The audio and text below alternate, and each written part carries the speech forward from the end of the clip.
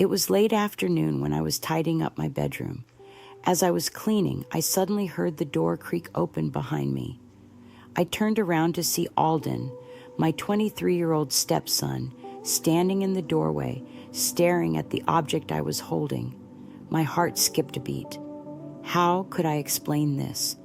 The item in my hands was definitely not something innocent. It was a large, brightly colored toy that would surely lead to an awkward conversation. I had pulled it out of a drawer to dust behind the cabinet, not really thinking much of it, believing I had locked the door. Alden, who usually worked late shifts at a local brewery and often hung out with his friends after work, wasn't expected home yet. But there he was, tall and slim, with dark hair falling into his playful blue eyes. "What's that?" he asked, his tone a mix of curiosity and teasing. I felt my cheeks flush crimson.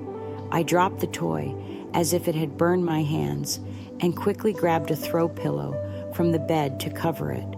"It's none of your business," I stammered, feeling a knot form in my throat. But his expression remained unchanged. If anything, he leaned against the door frame, clearly intrigued. "You know, you don't have to be so embarrassed," he said with a slight smirk. "It's not like I haven't seen something like that before." I wanted to disappear. How could he stand there so nonchalantly while I felt completely flustered? In a desperate attempt to lighten the mood, I forced myself to laugh. "Alden, seriously, go mind your own business. You shouldn't even be in here." But he didn't budge.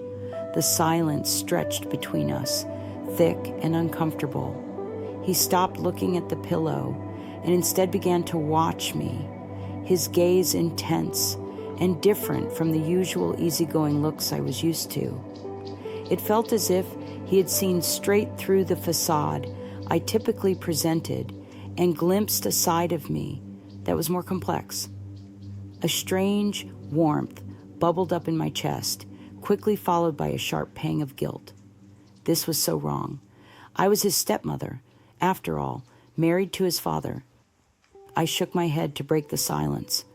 "Please, Alden, just go." He finally shrugged, raising his hands in a mock gesture of surrender. All right," he said lightly. But just as he was about to leave, he flashed me one last look, an expression that sent my already racing thoughts into a whirlwind.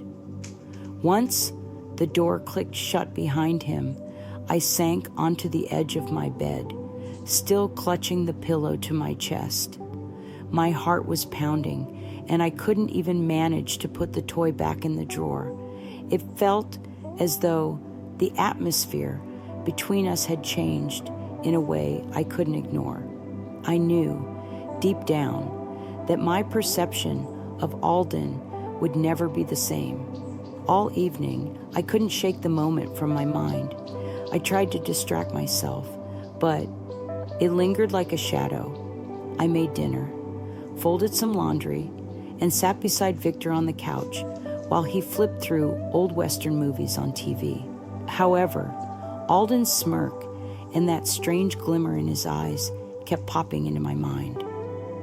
Victor was mostly oblivious to my distraction, but that was nothing new. Ever since he retired, he had become deeply involved in his hobbies like gardening, woodworking, and solving crossword puzzles. I never held that against him. It would have been too easy to do so.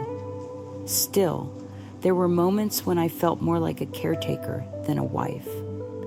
As I glanced down the hallway, I spotted Alden's shadow moving around in his room.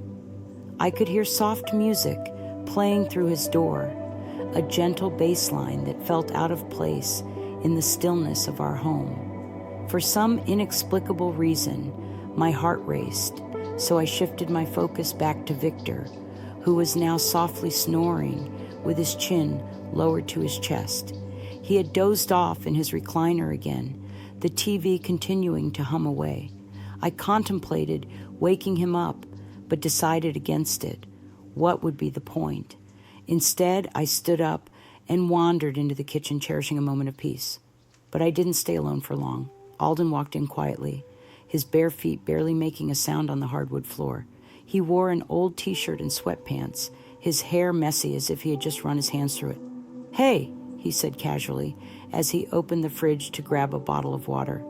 "You're up late." "I could say the same for you," I replied, keeping my tone light. He smiled and leaned against the counter. "Just unwinding, you know?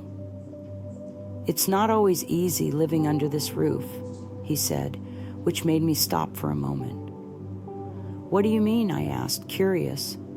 He shrugged, but the seriousness in his eyes hinted at something deeper.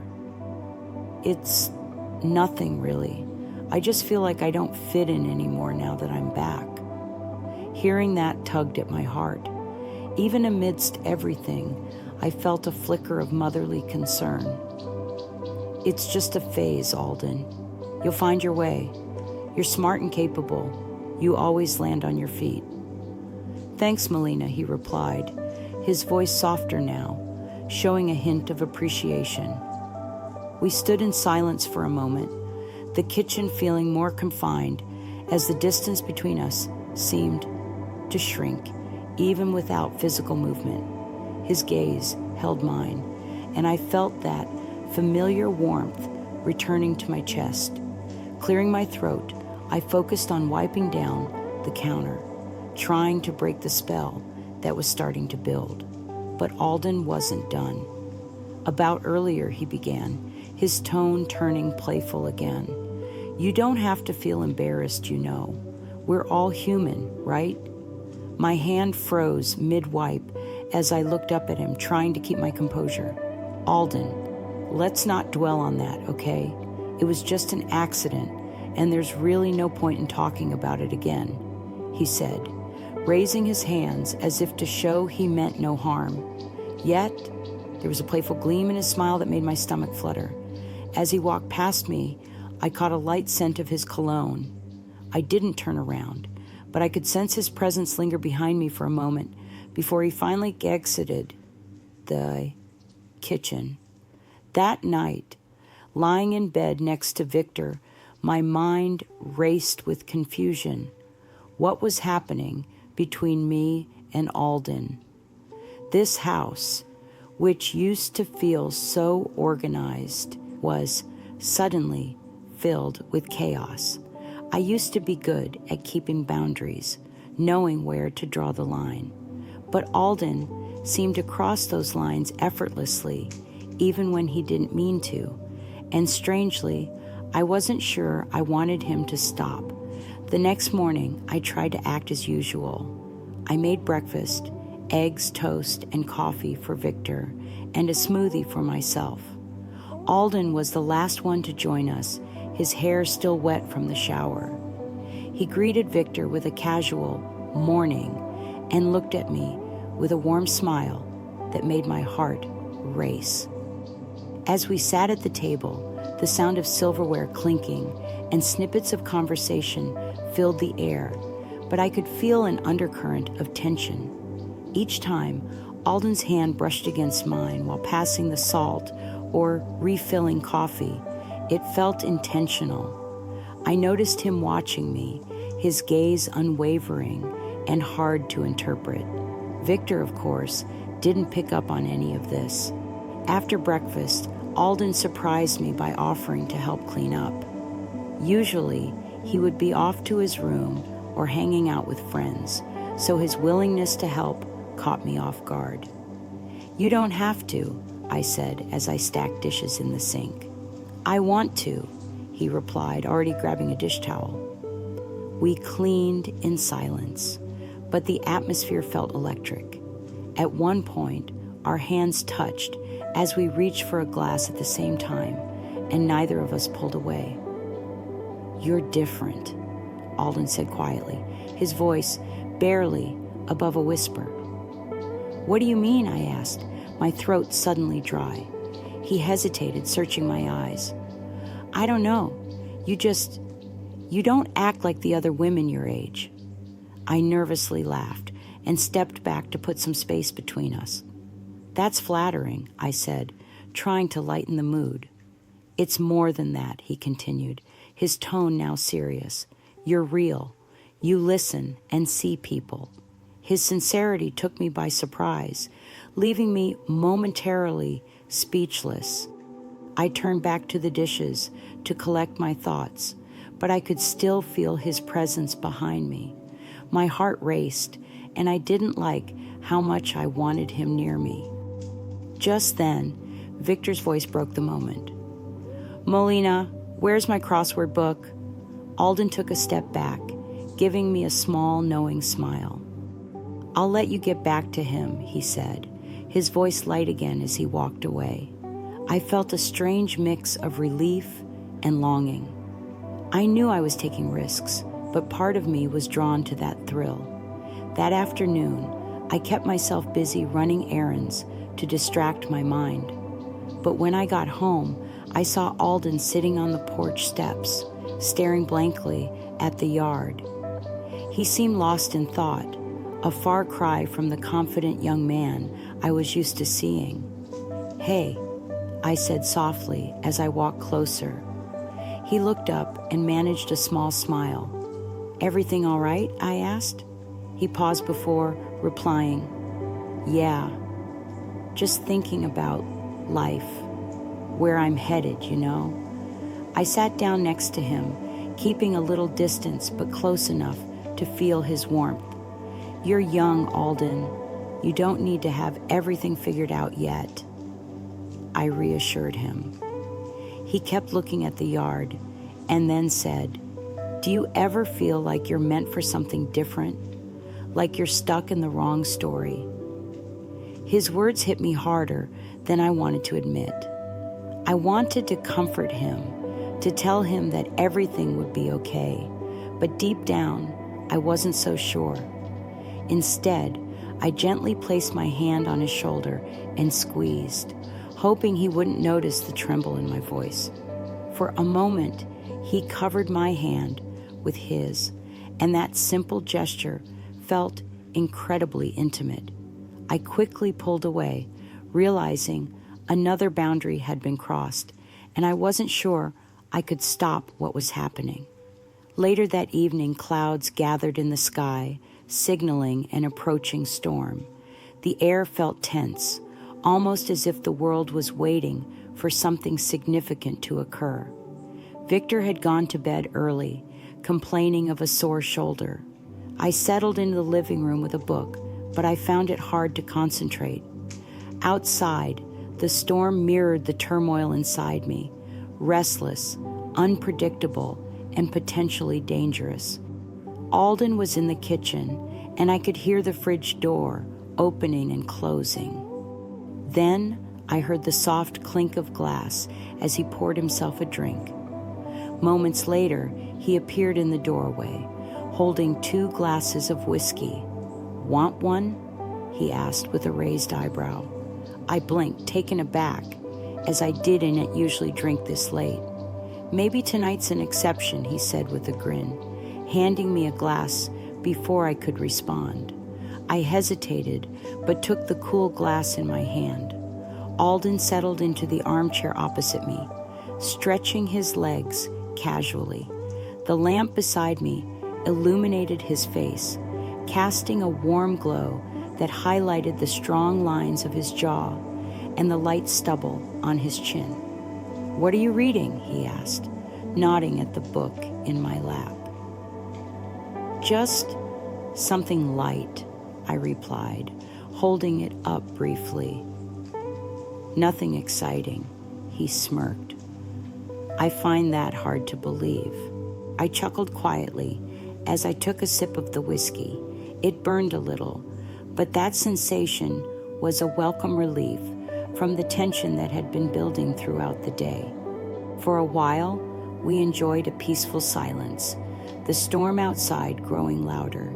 Then he spoke softly, asking if he could ask me something. I looked at him with caution, wondering what he was going to say. He swirled the drink in his glass, his gaze fixed on it as if he was trying to collect his thoughts. "Do you ever feel stuck?" His question caught me off guard. It reminded me of something similar he had asked earlier while we were outside, but now it felt much more serious. "Sometimes," I answered, my voice quieter than I meant it to be. He looked up, his eyes locking onto mine. "You don't look like someone who should feel stuck. You seem too full of life for that."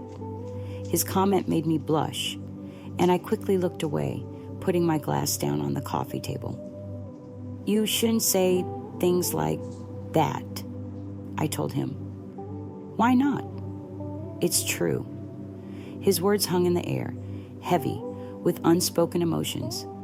Feeling uneasy, I stood up abruptly, needing some distance between us. "I think it's time to call it a night," I said, avoiding his eyes. But just as I tried to leave the room, the lights went out. This sudden darkness was disorienting, and I stopped in my tracks. "Oh," I muttered, my voice trembling. "It's just a storm," Alden replied, his voice calm. I heard him get up, his footsteps soft on the carpet. "Hold on, I'll get a flashlight." He moved closer, and as he brushed past me, his hand lightly touched mine, making me gasp. "Sorry," he said, but he didn't pull away. His hand stayed warm against mine, and the atmosphere between us shifted. I found myself unable to move, my heart racing so loudly I thought he might hear it. "Melina," he said softly, barely above a whisper. I turned towards him, even though I couldn't see him in the dark. I could feel his presence, the warmth radiating from him, and the rhythm of his breathing. Then his hand moved up to my wrist, holding it gently. "This is a bad idea," I whispered, my voice shaking. "I know," he replied, but he didn't let go. When the first flash of lightning lit up the room for a split second, I caught a glimpse of his face, earnest, vulnerable, and impossibly close to mine. Then, unexpectedly, he kissed me. The kiss was gentle at first, almost hesitant, as if he were waiting for me to pull away. But I didn't. Instead, I leaned in closer, gripping his shirt like he was the only stable thing in a chaotic world. When the lights flickered back on, we pulled away, both of us breathing heavily. The reality of what had just happened hit me hard, and I took a step back, my hands shaking. "This can't happen." I shook my head as I tried to process everything. Alden didn't argue. He just stood there with a look on his face that I couldn't read. "I know," he said again, his voice calm, but it felt like things had already gone too far. The next few days blurred into a jumble of glances exchanged without words. I did my best to avoid Alden, throwing myself into chores and tasks to keep my mind busy. But no matter how hard I tried, I couldn't erase the memory of his lips touching mine or the warmth of his hand on my wrist one evening while I was folding laundry. Suddenly, Alden stood in the doorway. "We need to talk," he said firmly. I didn't look up. "There's nothing to talk about." "Yes, there is," he insisted, stepping inside and closing the door behind him. I sighed, put down the laundry, and finally looked at him. "Alden, whatever this is, it has to end. It's not right." "Is it?" he challenged, his voice strong. "Because it doesn't feel wrong to me." His words sent chills through me, but I tried to keep my cool. "You don't understand. If Victor finds out," Alden cut in, "and if he did, do you really think he would care? He hardly notices you anymore." His words hit hard because I knew he was right, but that didn't change anything. "This isn't about him," I raised my voice. "It's about us. This can't happen. It's not just wrong, it's impossible." Alden moved closer, his eyes fixed on mine. "Why? Are you worried about what others will say, Or is it your own fears holding you back? I wanted to respond, but words failed me. Melina, he said softly, I'm not trying to complicate things for you, but I can't ignore my feelings for you, and I don't think you can either. Tears threatened to fall, and I turned away. You don't understand, I whispered. Then explain it to me, he urged, his voice filled with sincerity. But how could I? The emotions inside me were a tangled mess of guilt, fear, and desire. So I shook my head and pushed past him, leaving the room without another word. That night, sleep eluded me. I lay in bed, staring at the ceiling and listening to Victor's steady breathing next to me. My thoughts were chaotic and jumbled, and I couldn't sort them out. At one point, I got up and headed to the kitchen for a glass of water, hoping to calm my nerves. But as I stepped into the hallway, I froze. Alden's door was open, and he stood in the doorway, leaning against the frame as if he had been waiting for me. Can't sleep? He asked quietly. I shook my head, unable to speak. For a long moment, we just looked at each other, the silence thick with tension. Finally, without thinking, I turned and walked back to my room, shutting the door behind me. As I lay back down, my mind was still racing. I realized that whatever was happening between us wasn't going to fade away. It felt dangerous, yet part of me didn't want it to stop. The next time it occurred, there was no storm or flickering lights to blame. This time, it was intentional. It started in the laundry room, of all places, where I was pulling warm towels from the dryer. The simple task of folding them was a welcome distraction. The house was quiet since Victor had gone to a friend's house to watch a game, and I thought I was alone when I heard the soft creak of the floorboards behind me. You're always working, Alden said, his tone light, but with an edge I couldn't ignore. I didn't turn around. Someone has to, I replied, trying to keep my tone steady. He chuckled softly and said, fair enough, but don't you ever get tired of it? Tired of taking care of everything and everyone? When was the last time someone took care of you? His words hit me hard. I turned to face him, clutching a folded towel against my chest like a shield. Alden, I don't think we should talk about this, I said. Why not? He asked, leaning casually against the doorframe. He seemed relaxed, but his eyes were intense as they focused on me. Because it's not appropriate, I stammered. He repeated the word appropriate as if he were testing it. That doesn't mean it's wrong, does it? I wanted to argue, to push back before he could say more, to complicate things. But then he stepped closer to me. You don't have to pretend with me, Melina, he said softly. I see you, the way you keep this house running while everyone else just takes. Don't you think you deserve something for yourself? My throat tightened at his words, and I shook my head, backing up until I felt the counter behind me. Alden, this, whatever this is, it needs to stop. He reached out, his hand brushing against mine. It was a small gesture, but it felt significant, like everything beneath me was changing. Tell me you don't feel it too, he whispered. I opened my mouth to answer, but no words came out. I couldn't lie to him or to myself. Then, just like that night in the living room, he kissed me. This time, I didn't stop him. The days that followed turned into a whirlwind of secret moments and quiet whispers. We tried to be careful, at least we thought we were. Alden came up with excuses to stay close, helping with dinner, fixing things around the house, even offering to run errands with me.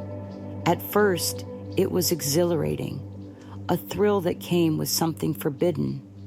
However, the weight of our situation soon pressed down on me, making me realize the risk we were taking. I always knew it wouldn't last. It was just a matter of time before everything fell apart.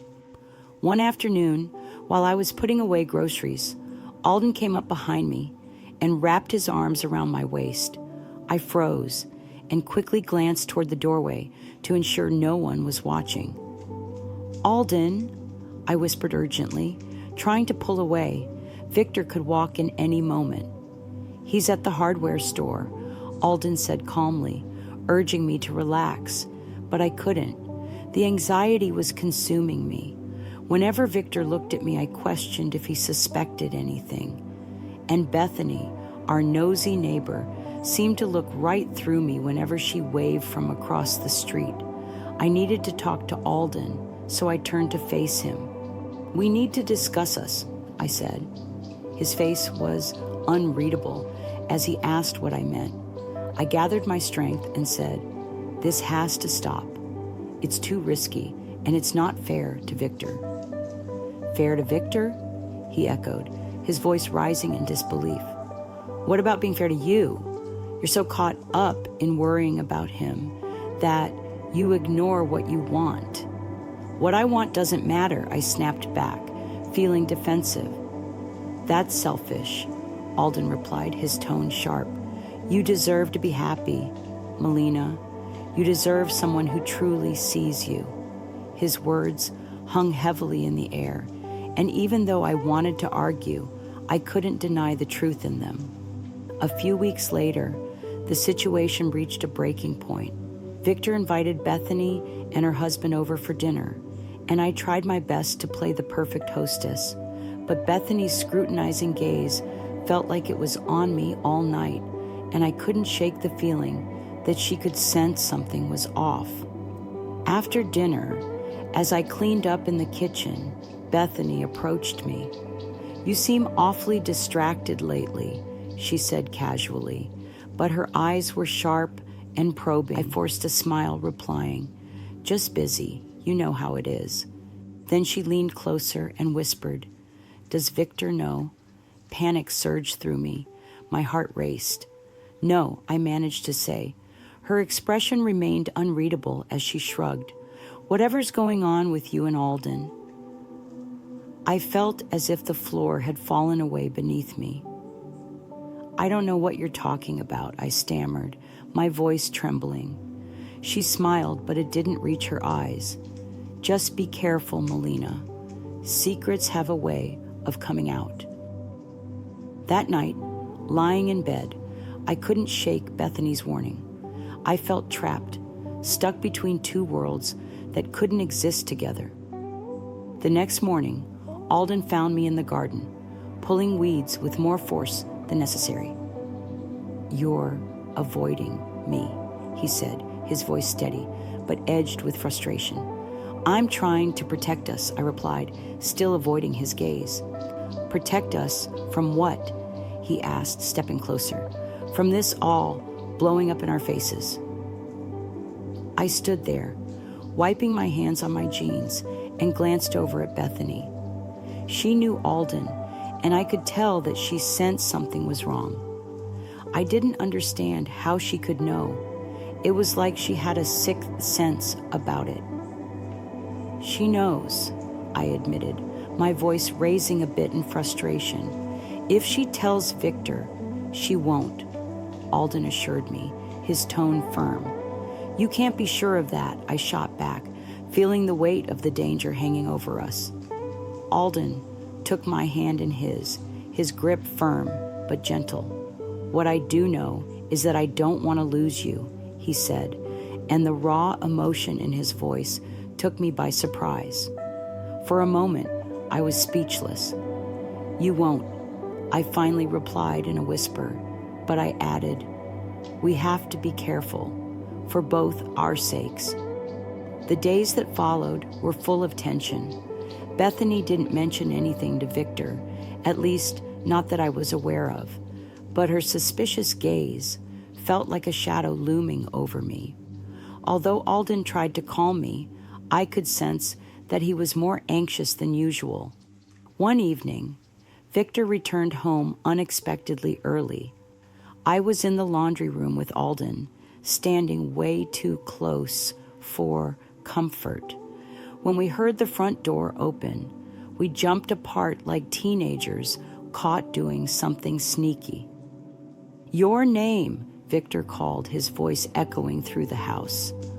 "I'm here," I replied, trying to keep my voice steady even though panic was bubbling inside. Victor walked into the laundry room, scanning the space. For a brief moment, it felt like he was going to say something important, but then he simply nodded. "Is dinner ready?" I asked quickly, almost too eagerly. He walked away without saying anything more, but the lingering look he gave me stuck in my mind long after he was gone. That night, sleep evaded me. I kept replaying the scene in the laundry room. The way Victor's gaze had seemed to stay on me just a beat too long. It felt like I was standing on a cliff, teetering precariously, and I knew everything could come crashing down at any moment. But despite all the tension and fear, I couldn't bring myself to walk away from whatever it was I had with Alden. It felt too important, too overwhelming to just give up. But I also realized the storm wasn't over. It was just beginning. Victor's early return was a sign, and this time, it wasn't just his timing that surprised me. His face was tight and unreadable as he stepped inside and dropped his briefcase with a heavy thud. "Alden," Victor called, his voice slicing through the air and making my stomach drop. Alden appeared just moments later, his relaxed attitude a stark contrast to Victor's clear frustration. "What's up?" Alden asked, keeping his voice calm. "I need to talk to you," Victor replied, his tone sharp and serious. I was completely still, feeling as if I couldn't move or breathe. It felt like the space around the three of us was closing in tightly. Alden glanced at me briefly, but I remained frozen, unable to look away. Victor didn't say anything more. Instead, he turned and walked down the hallway, with Alden following him closely, both of them maintaining an unsettling calm. The silence that filled the room was overwhelming. I waited for what felt like hours, my heart racing, until Victor finally returned to the kitchen. He didn't speak right away, but his intense gaze was fixed on something or someone in a way that was unfamiliar to me. The atmosphere was thick with tension. Finally, he broke the silence. "You and Alden," he said, his voice low and strained, filled with a feeling I couldn't quite understand. "I know,"